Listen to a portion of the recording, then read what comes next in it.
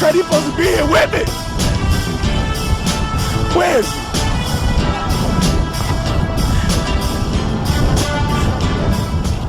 We're on the third step, man. Welcome to the show. We in the mix with B2 and Markeith, straight out of Virginia. And this is the platform for the people. Yes, once again, we are here with you, bringing forth some powerful brothers that are doing big things. You know, as much as they make us laugh, you know, they got a lot going on that's empowering our community as well. Yes, we got my man Scrap Dooley with us, and we got my brother that we not only have we had some battles with each other on the field, but we've been also doing some empowerment in the classroom. My man Terry Fenner. Yes, what's up? What's going on, fellas? In the building. What's going on? I'm excited about these guys, man. They got some stories. I know they're going to share with us, make us laugh, and most importantly, they're going to share with us about how we could also be continuing to strengthen our people and continue to empower our folks. And I'm excited about what they bring to the table. So blessings, brothers. Thanks for being with us. No doubt. And before we begin, this is our first Edutainment episode. And, you know, Edutainment was a word that I first heard coined by the philosopher, the teacher, KRS-One, back in the 80s. And it is synonymous to me of, and you tell me if I'm tripping. When I look at hip hop right now, hip hop culture, I'm not talking about just rappers. I'm just talking about the hip hop culture of the world right now. We are now putting ourselves in position leading the movement. We are the extension of the civil rights movement. I don't care what city, what state you look at a high profile level or a local level.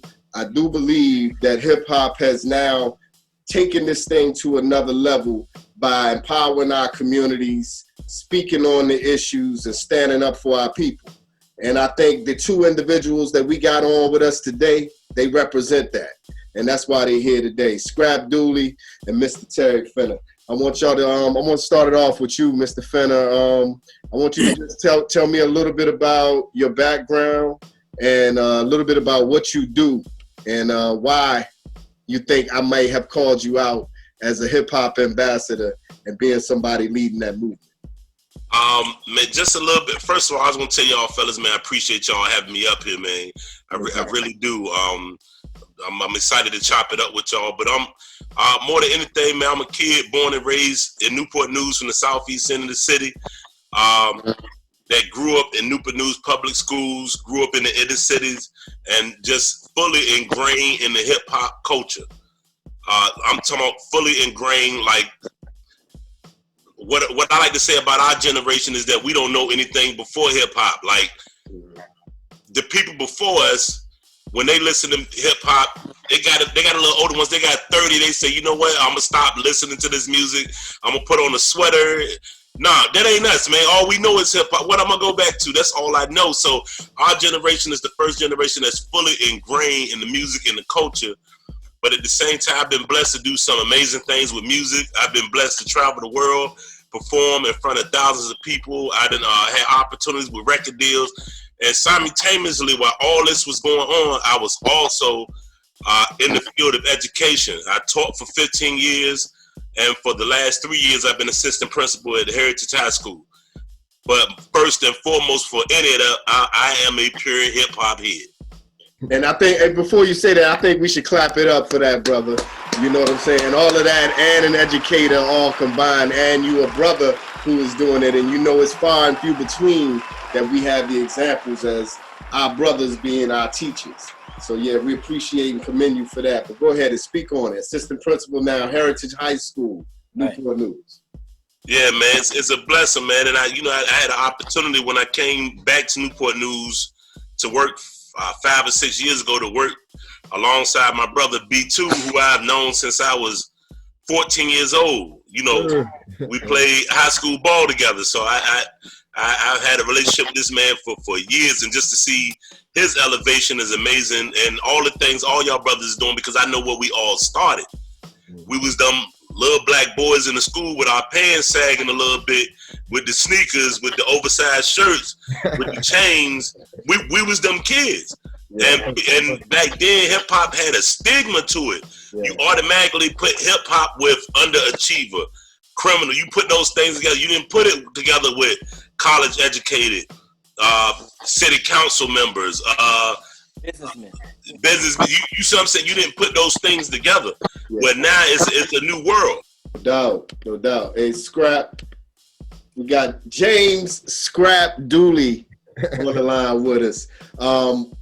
A few weeks ago, we had our first comedian join us in the mix, Coco Brown, straight out of Newport News. And again, you know, I think comedians, to me, have some of the strongest voices in our culture today. They give it to us raw and direct, you know. For example, like how Dave Chappelle, what he just did with 846. I thought he just spit it straight from the heart. It just didn't look like he rehearsed that. That was straight from the heart, and everybody felt that. Scrap, tell us a little bit about who you are, where you come from, and how you entered into the comedy side of this game. Because not everybody takes that chance to stand up on stage and 10 toes down and be a comic. Well, I mean, all my life and my family-wise, I was the one that, since 4 or 5 years old, always running out to the family and entertaining them, dancing, singing, rapping. I was that little kid, you know. So when I got on stage for the first time, it was in '92. I was rapping, but I remember just wanting to get on stage. I ain't know comedy. I always knew comedy was gonna be a part of my life, but I never knew how I was gonna start, to be honest with you. But I was doing a lot of rapping and stuff, and I used to sell tapes in Stewart Gardens, cassette tapes, recording myself, being funny. Hey man, yeah, making voices and stuff. And kids in the neighborhood was buying them at the bus stop. Like, Scrap, buy your tape. Let me go dub it. And they come to the bus stop saying my quotes that I say on the tape.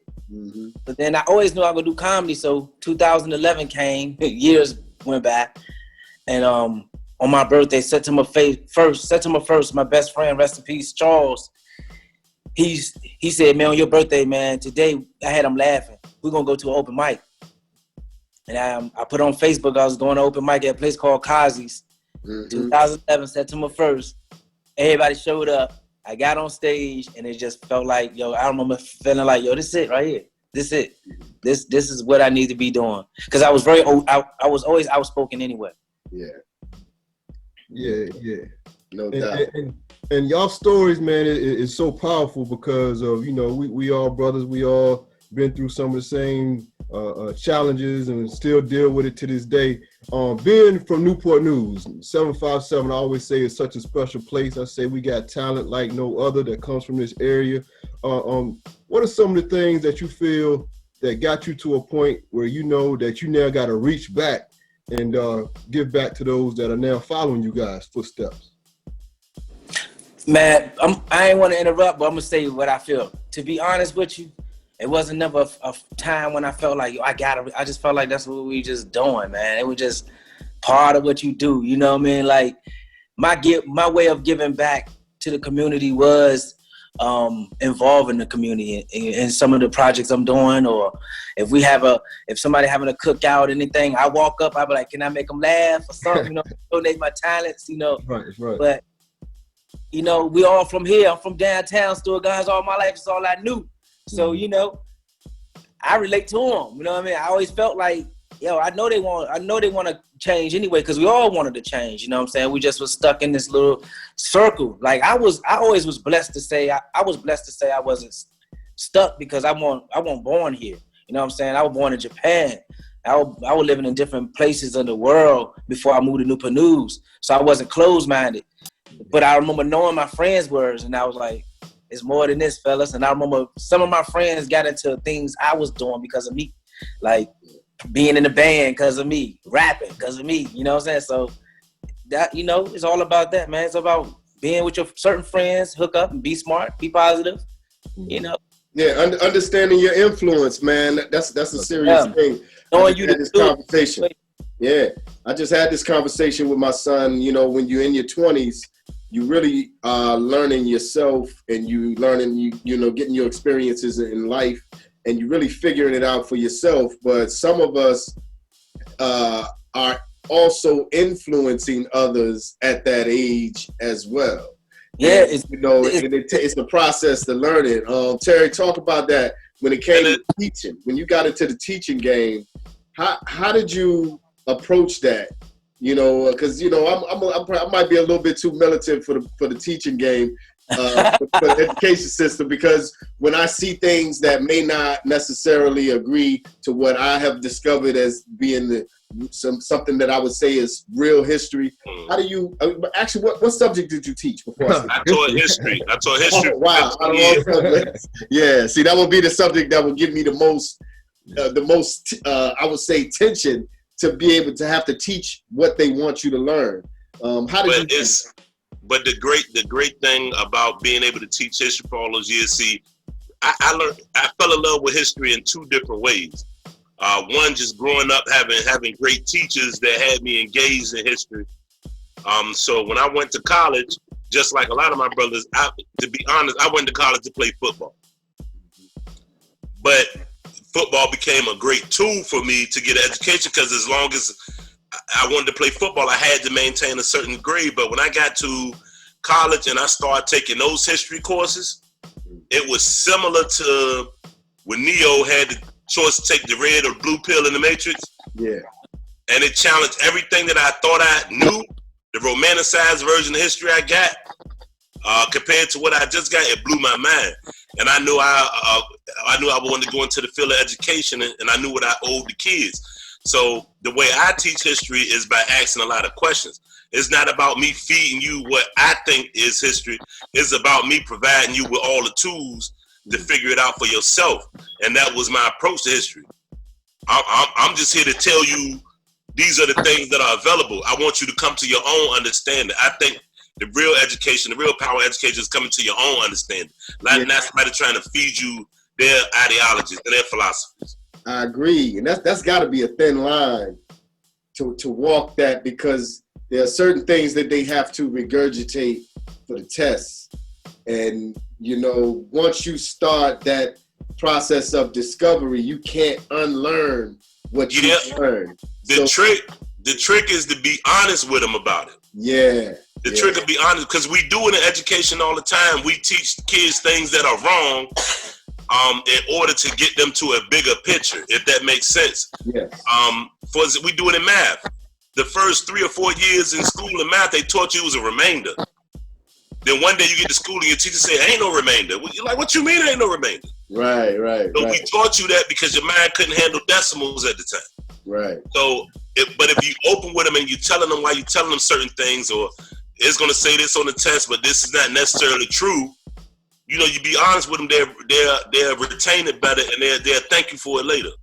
Yeah, no doubt. And when he's speaking to what he was able to accomplish in the classroom, because I was able to witness it firsthand, and there's standards of learning that has to be taught, and a lot of times teachers' evaluations are based on what those test scores are. But what I love about Fenner and what he brought to the table is what he taught those kids in addition to those standards of learning. Having those, he had, and you guys, y'all are pretty much what I preach to our kids, being able to take the talents that you have and the passions that you have, and let it be the light that you lead with. And I know Fenner does that, Brother Dooley does that. And what Fenner was doing in the school, he was taking his talent. We talked about rap, we talked about hip hop. He had poetry groups, and he was using the poetry groups to help instructions of history. He was doing all it, tying it together. And that's why, Markeith, he said it'd be hard for you to be in the classroom, but we need brothers in the classroom. Yeah. I remember one time. Because these brothers, our young people, they need us. They need us. There's not a lot of times they see black males in the classroom standing up and being able to show them and guide them through a developmental time in their life in which they need us more so than ever. That's real. Yeah. And correct me if I'm wrong, you're not just you weren't just a regular teacher. You did win Teacher of the Year in, what was it, 2018, 2019? I was Teacher of the Year 2007 and 2008. 2017. So I actually got it twice.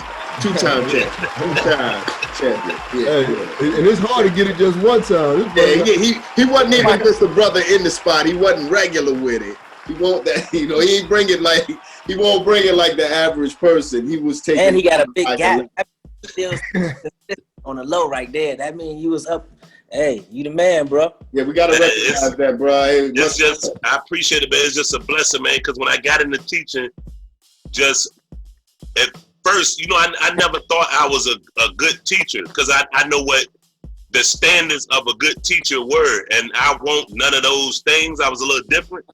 You know what I'm saying? You might walk past my class, and to the average eye, a good class is a quiet class where the kids are sitting down and paying the teacher attention. And you walk past my class wasn't quiet. We were loud. But it was from excitement of education. Like, they trying to answer, or they laughing at a joke I cracked that I'm trying to keep them engaged. And so at first, a lot of principals looked at it differently, like, this class, wow. No, they ain't wow. They just excited to be in here. And once they understood me, then it made sense to them. This dude knew this a hip hop generation teacher. The kids don't want to leave. The kids not skipping class. The kids want to be in class. I got to keep my door locked so other kids don't come in my class. And that's real. That happened quite a bit too. Everybody wanted to come in Fenner class. Hey, so Scrap. I wish I had. Talk to me about some of the things that you kind of see when it comes to what comedy does and how it can slice through the sensitive subjects, especially when we're talking to our young kids, man. How you break the tension sometimes using comedy to have these deeper conversations. Hey, look, I'm gonna be honest with you. That's impossible to answer. That's just being myself, man. I think it's not even a tactic. I think it's just doing who I am. Some people got it, some people don't, man. I guess because I know somebody can talk to the same way I talk to a child, and they might come off spooky or something. So it depends on who you are, man. Because I think you keep it real with the children. I think you need to. It's 2020, man. You got to tell children keep how things are for real. You don't have to curse at them. You don't have to be aggressive at them. I think you can be a stain in their memory. Because when you were young, tell the truth. How many times you feel like your mom or your dad told you something, and at that time you was like, you don't know nothing. Now you look back, you like, I'm glad she told me that. You know what I'm saying? So I think we need to play these parts in some of these children's heads, because some of them don't have them people in their head. Give them at least be that one that said, I told you. Even if he do act up, he gonna remember that you said it to him. You know what I mean? Gonna play a part. So yeah, you right about that. Go ahead, B. Yeah, I was gonna say, because we're talking back to that hip hop era, and 2020 has been a crazy year, crazy all the way around, and the entertainment piece of it is what got a lot of us through. You look at the verses that's been coming on. Brother Markeith talked about Dave Chappelle, some of the comedy that's been highlighted recently. And I would say some of the highlights of 2020, some of our nostalgic hip hop records that it came out. The Loxton dropped the album, T.I. dropped the album, Nas dropped the album, It was Goody Mob dropped the album last week. We're just looking at some of the things aligned and what helping us get through 2020 with some of the struggles. In your field, Brother Dooley, what do you feel is your best aspect when it comes to helping provide hope for these young people that are trying to make it through 2020 and beyond? Man, to be honest with you, during the whole quarantine moments that we have here, I was breaking my neck to make people laugh, man. I was breaking my neck to think of ideas and put on Facebook or Instagram to make them laugh. Like I always do that anyway. You know what I'm saying? I'm like one of the comedians. I'm the fans comedian. I love to make people laugh as much as I can. So, because people need to get over that stuff. Some people don't have laughter in their life, man. I done did shows when I done seen 3 comedians going before me, and them somebody in the crowd like.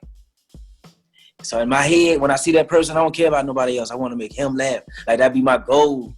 So laughter, man. Look at something funny on TV with your lady. Get your smile on. Get your laugh on. These things are helpful. You know what I'm saying? Because when you're looking at 2020, it's been terrible. The the virus going on, our president, new kids in school now, and at home. Listen, bro, I told my little daughter, I say, you're not in school like I was in school. I say, my daughter gotta have the things happen to her that she missing out on in school. So, you know, she ain't got no bully, so I'm her bully. So while she at school, I come back and just do it like this. I'm your bully right now. You missing out on this stuff right now. Hey, keeping it on that page, Terry, talk about this virtual learning, man. Me personally, I look at it in so many different phases, because when we talk about young kids, you know, who are elementary kids, they haven't even experienced enough school to really form a real opinion about what they're missing right now. Middle school is another way, but a high schooler on this virtual learning, what kind of conversations are you having with students, trying to get a temperature on how it's affecting them mentally right now, not to be able to socialize with their peers at this age, at this point in stage in their lives? And this is the crazy part. I just want y'all to sit back and just think for a second. Really realize what's going on right now. Education for the most part is being freestyled right now, to the best of everybody's ability. We are in a new space that we have never been in before. And I heard somebody say something real powerful of, you know, everything is trial and error. Some things are going to be wrong, but there's no such thing as wrong right now, because we have no blueprint in front of us. So we're trying things. But some kids actually are thriving in this and don't want to go back. Like my daughter loves school right now. Like, she's a senior. She's like, man, I don't want to go back. I want to finish just like this. She got her little job. She do work during the day. She's done. And she's over going in the building. It's like adults now, though. You know how some kids like, man, I'm ready to go back to school, see my friends, and it's affecting them that way. So it's a little bit of both. But this is new, uncharted territory. And if I could just tell you some of the stories, please. People trapped in the house right now. Me and my peoples was talking today about all these babies is about to come out this storm. Right, what these babies gonna be? What these babies gonna be named that's born because of quarantine? Little Quarantisha? Quarantisha. Covita? Covitas. Come in, little Covita. Yeah, Covey. Hey, look, I was thinking about it like this. As an adult, remember, you get online, you can get online or go on campus. I went to Thomas Nelson, right, for a little time. And they asked me, do I want to go online? I felt like, no, like I'd rather be in campus, because I felt like I'm the type that would fail from the computer. But I felt like I'd be in class, I could learn more. Some people are different. Some people rather be, I really think, in all seriousness, what I think is going to come out of this, even once we come out of this thing, is kids are going to have more options about how they get educated. They're going to be able to say, I want to go in the building, or I prefer to work from home, or I prefer to do a hybrid where I go in some days and work from home other day. They're going to have those options. They're going to have all the options to kids that Newport news. Bro, whoever go to school, is everybody going to joke and say, look, you supposed to be at daycare. Your mama don't want you at home. That's what they're going to be saying. It's going to be other bullies now. It's going to be home bullies bullying school bullies. Well, see, and that's all a big part of it, because I look at it in so many different ways, man, because we all talking from a productive side. If our babies are at home trying to learn, we're doing everything we can to try to get them through. What about the kid who used to use school as the escape? As a safe haven, yeah. As the escape from the detrimental spot that they're living in every day. And, you know, from eating to being around people for about 8 hours that's like, not going to negatively affect them. People joke and people laugh, but in all seriousness, look, I grew up downtown Newport News. We ain't have a lot. Everything I learned about mannerisms, what I call code switching, and what I mean by code switching is when you in certain situations, you got to hide your hoodness, or you got to straighten up a little bit. Everything I learned from going to school, being around people that weren't from my neighborhood. Right. From the Cosby Show. That's Yeah. that's why I learned how to be a middle class black person, because I'm hood. True indeed. So school was important to me because I got to be around some of my football team members who all weren't from our part of the city, or the wrestling team that I was on that was only had 3 black guys, and I got to learn some things outside of my personal culture that helped me to move along. Right. So kids are not getting that. They're stuck in these homes and they're not able to be around other people. They're just around their families. And in some situations, that's going to be a detriment to that child. Right. And that socialization piece is something that, especially during these developmental years, is a big aspect that these kids are going to be missing out on. And that just goes to, I wanted to kind of unpack your program that you do with young people out within the school system, but is outside of your core academic pieces with your music program that you do in the summertime. Because, you know, what we're talking about is those resources, those lack of resources in communities. And we're going to see the effects of COVID. We might not see it all right now, but years down the road, we're going to see how this has really impacted our daily living and the young people that are coming up now. I mean, my kids, we keep food on the table. They have a place to sleep, but the socialization, I can see how it's impacting them right now, not being able to go to school and be with their friends and all that.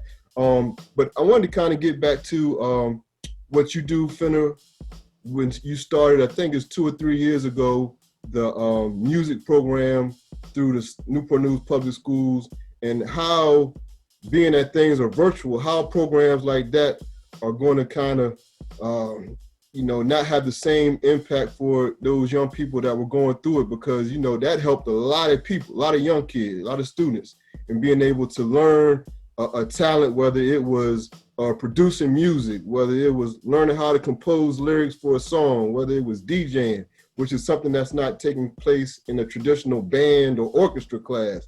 But you were the initiated that program, and kind of, can you speak to what you think we can do moving forward to continue to capture those kids that learn differently, as Brother Dooley was saying earlier, learn differently and still enhance those talents that they've been blessed to have?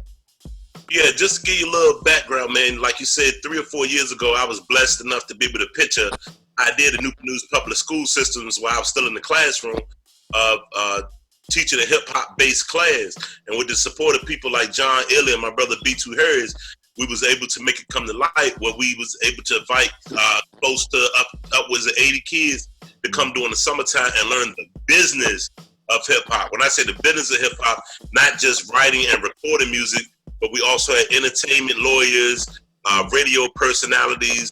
We took them on field trips to radio stations, and they learned those other aspects of the game, and the kids actually earned a half a credit towards graduation, all while doing it. And I thought, like, yo, that's crazy. You going writing bars is going to help you graduate. That's a hip hop. Hey, I don't want you to slide past that point. How do they do that? And I don't know if that's giving up too much sauce, but how do they do that? Because how can we do more of that to be able to get them a credit for participating in something like that? All that boils down to funding, to be honest. These things boil down to funding. If we can find the funding to do these things and creative ways to put hip-hop based education in the classroom, it can happen. It's been done before, and we're working on bringing it back. I've been working closely with the FAM project, which is my man Chips, and his do some things. He has a wonderful art gallery right on Walk Boulevard that we've been working with, and we actually had kids go through there on Wednesdays and look at the art exhibit and earn extra credit in their government classes. So we're reaching out to these community hip-hop based community programs and things like that and try to intertwine them together. But those are the type of things that we need to do right now in a like what we got going on right now. I know Chips and the FAM project are working on to offer some things virtually that the kids can engage and participate in with their art gallery that they got going over there. Yeah, we've sent out an invitation. They have an open invitation to come on the show. We want them on here to talk about the FAM project. I'm familiar, but yeah, definitely, man. Through all these trying times, also, what kind of conversations are you having with the young kids about the social justice issues that we're facing right now, and the climate and the temperature of everything. You know, we're on the fringe. It looks like Biden is now in office, so there's going to be a change in command. Hadn't officially happened yet, right? Am I right or wrong? I don't know. It's kind of up and down. No. Right? Yeah. One day is one thing, one day is another thing. Yeah, so we'll see that when we see it. But what kind of conversations are either one of y'all having right now with the young cats talking about the climate of things right now, and how what kind of gauge are you getting on how they feel?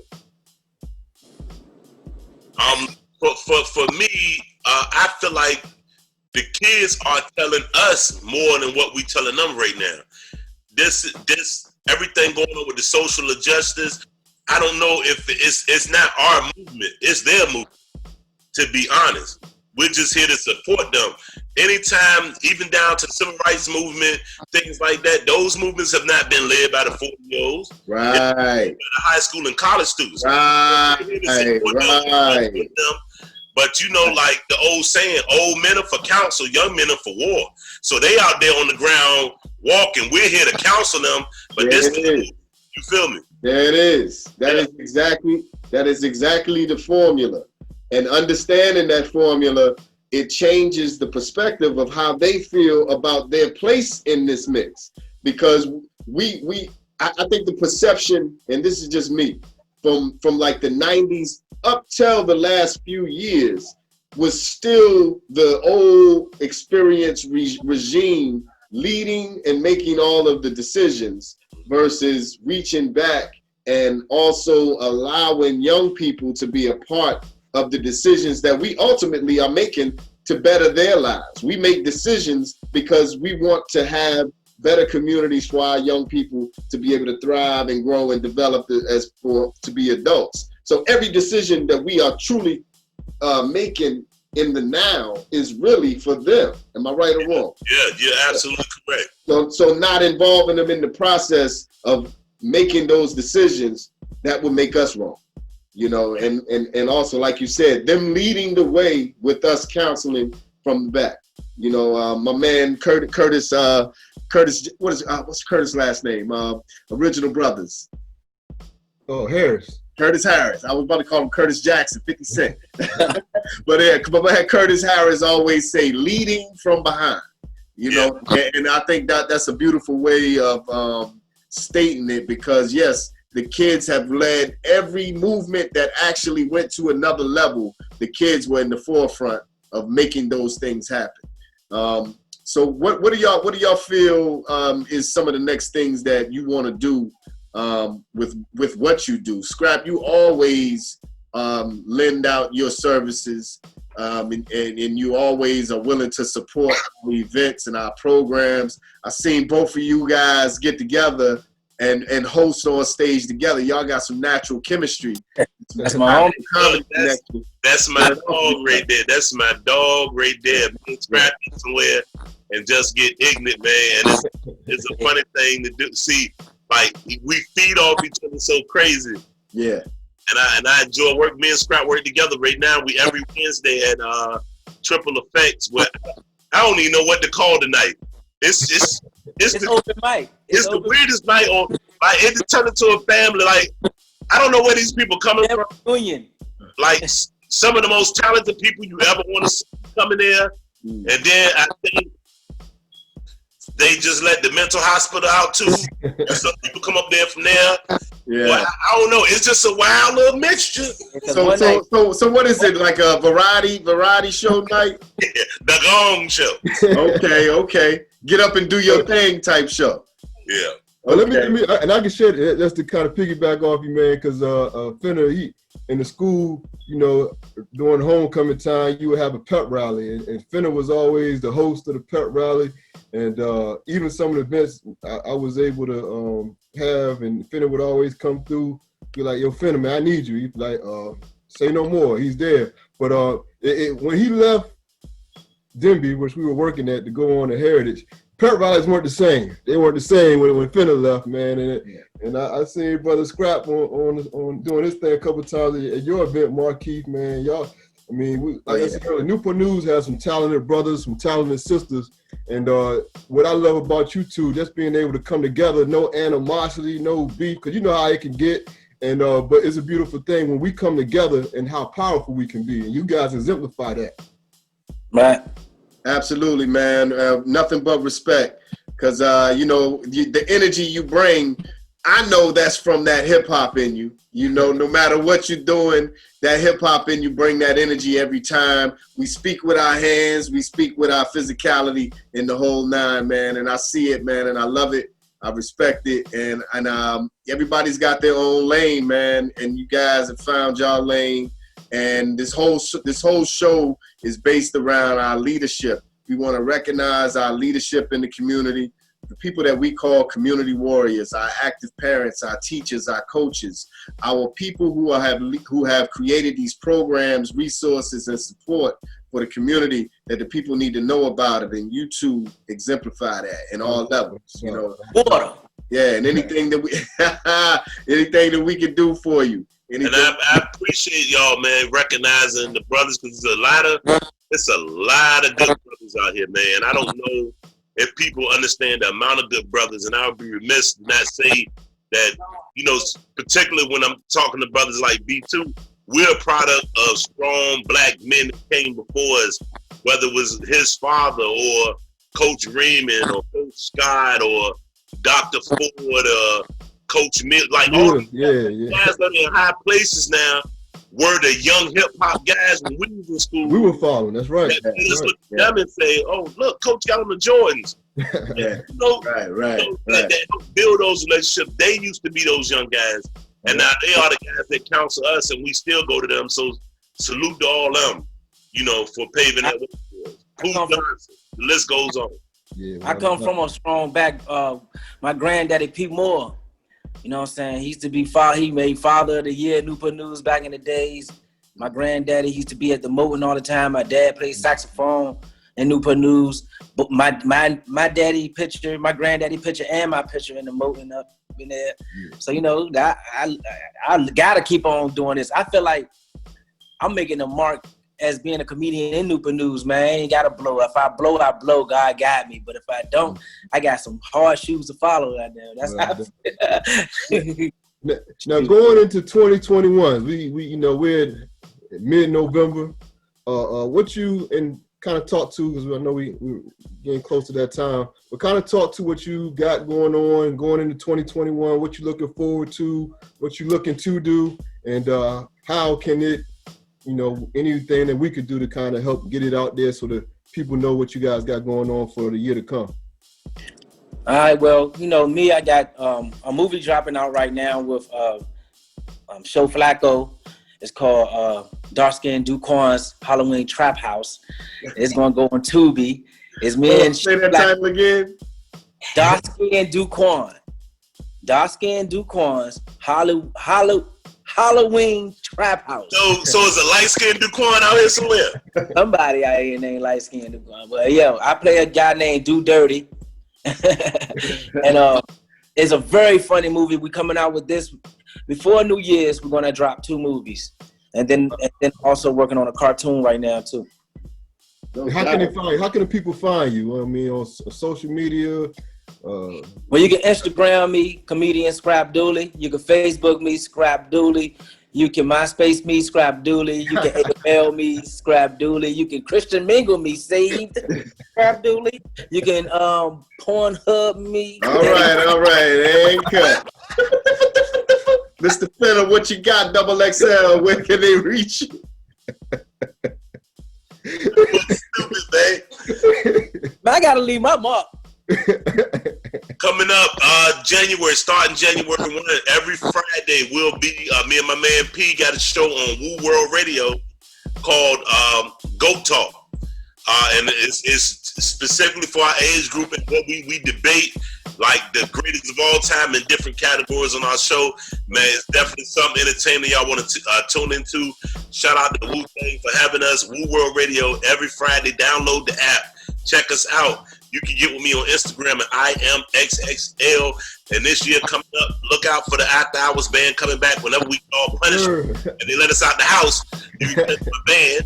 So we'll be out there in the streets, and just be looking out for nice grown adult content. If you want to have places to go, our events are events where you can wear a blazer, your jeans, and your Jordans. You know, you can be grown and hip hop at the same time. Those are the type of events we throw.